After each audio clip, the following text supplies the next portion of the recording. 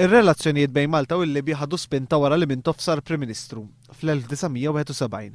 Dak iż-żmien Gaddafi offra li jagħti l-flus lil Malta u fi żmien li l-Ingliżi kienu għadhom f'pajjiżna, il-Libja kienet tat lil Malta ma' $3 miljun Amerikan. F'dan iż-żmien żdied l-investiment Libjan u għatta Maltin sabu impjieg b'salarji tajbin ma' kumpaniji taż-żejt. Għal xi żmien il-lingwa Arbija kienet waħda mill-lingwi mitluba biex studenti jidħlu l-università u għadd ta' għalliema Libjani ġew Malta biex jgħallmu l-Arbi. Fl-1973 il-Libjani bnew moskeja f'Kordin u bejn is-sebgħinijiet u t-tmeninijiet l-awtoritajiet Libjani mexxew żewġ ċentri kulturali. F'dan il-perjodu wkoll il-Gvern Libjan tal-Gvern Laburista ta' dak iż-żmien mal-115,000 lira Maltin biex jibni l-ground tal-futbol bil-ħaxix f'Taqali. Fl-1984 Malta u l-Libja ffirmaw l-ewwel trattat ta' ħbiberija u kooperazzjoni.